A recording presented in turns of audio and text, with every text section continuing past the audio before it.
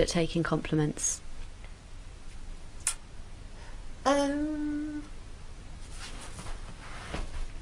I think probably I'm not so good at taking compliments because,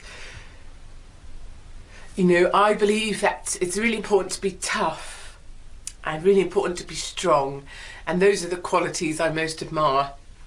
And compliments seem like a weakness. Compliments seem like the request of the needy. I just see compliments as belonging to people that need compliments, and I see myself as tougher than that. But obviously I'm not very tough. And probably the other truth is that I know that I'm probably not that bad an egg, really. So, arseholes, you arseholes. Are your incentive because they are your life. Yeah, they're my life. Yeah. And I don't want to die. No. And I think what's the other... You won't, because you're here now and you're acknowledging everything. It's There's fine. such an invisible population of very overweight and very obese people who are almost invisible because they hardly go out, because you're scared to go out the front door. It's an invisible... It's almost we don't see that problem because it's invisible. As far as you're concerned, you're fascinating me today, I have to say, because you are. This is an entirely different Katie Hopkins than the one that we have had sitting on this sofa.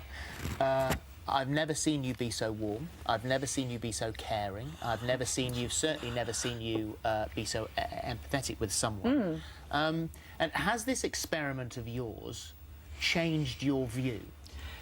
So it hasn't changed my view in that I would say the same thing. So I stand by everything I said. I wouldn't employ a fat person. Looking at myself after 3 months, I would have employed me, to be honest, because being fat is hard. It's hard on your knees, ours.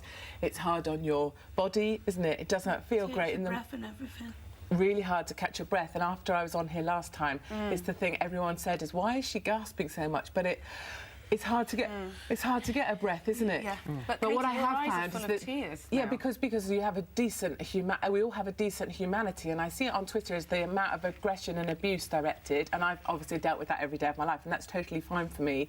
But for someone who feels that their story was put across badly, for someone that feels that they've been dealt a hard hand by the media, you have a basic human compassion, but also you can see how at the point you're at, which is a huge amount of weight and a huge body mass, you do wonder, how do you deal with that? All right, well, so it's all right for me to say, eat less, move more, but the reality is, tomorrow, that isn't going to happen. So you are today sitting on the sofa, facing the reality, facing the person, in physical form of all the things that you've said whilst you've been sitting here. And I believe the things I've said. I don't change that, but I see how, because I've put on the weight, it was hard for me. I know people will say, well, she looks like a little skitty thing now, but, you know, things are relative. But for me, putting on 50% of my body weight, like if either of you put on 50% of yourselves, you learn some things, and I learned some big things, which is that it's hard. In which case, when you're looking at trying to help somebody, and we you know, so sitting here with Christina, and you are an extremely vulnerable person. You've been given a very, very hard time here. So what's the next step? Yeah, how can she help? How does she help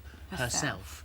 Because it's unlikely. She is never going to get a voucher from the government. No, that's not going to happen. No, she's not, and that's right. And taxpayers at home wouldn't want that. Taxpayers are right to say, I'm out working, she's sat on a sofa, I'm not paying for that. And I agree with taxpayers every time. We would agree with that. And I'm sure you would say the same. And this whole point about the gastric bypass, she doesn't want one because she doesn't want to ask the taxpayer for that. Exactly. And so the people that have joined me on Twitter, the people that want to join what I've been doing, you know, we're trying to set up a way of saying, let's all find what the thing is that works for us and do that. I don't think there's a magic formula, but I think there's a way. So you really love swimming. Yeah. So if there was someone that could swim with you, you'd feel better, because what we've realised doing the programme is if you have someone to buddy with you, you feel better because you feel safer that someone's not going to call you a name. Am I right in saying that because of where you are in your head now, that when you finish this interview, and you go home and you sit down and you reflect on the day you've had, and it won't have been the best day you've ever had in your life. No, it's not. Will you comfort eat? No. I've not ate since yesterday morning. I physically feel sick with all this what's happening. But do you think that if a dietitian or if someone who could advise you, because it is possible to eat healthily and it not be expensive, because your portion size is decreased, the amount of food you eat if I had decreases. help with a dietitian advising me, giving me more information, then it'd help more for Well, me. maybe we could help you with that. Maybe we could do that, and maybe you could as well. All I have to offer with the people that I'll be working with to lose my weight is enthusiasm, really, but I can bring that in bounds, and all this idea that even if you can achieve one walk in your day, you've done a brilliant thing. That's a brilliant thing, and that's free. So I don't have a gym, I don't have a trainer, I don't have a nutritionist, I'm not having any of those things, so it's a level playing field for me. And I kind of say to people, you know, if you can walk, maybe this thing measures how many steps you do, maybe you could walk, say, 1,000 steps a day, 2,000, and see that you've done that, then you feel better about yourself. So that's kind of how I feel about it. Maybe you can come back, and we can take you through this and you can come back. Of course, perhaps there is something. You have to want to do it. That's the thing. I will have countless people who've walked in through those studio doors who've been part of loads of, you know, we want to lose weight together, we're running another one at the moment, is about to start, we want to lose weight as a couple. The amount of them that fail is colossal because they don't really have... Of course, and I totally agree with you, and I don't wish to interrupt you, but strangely, because I usually do, but the people I've spoken to on the phone to see who was going to join me on my journey back down to losing weight, a lot of people I've said, no, I'm sorry, I can't take you because you're not prepared to be honest yet. You're not prepared to be honest that you eat too much and you don't move enough.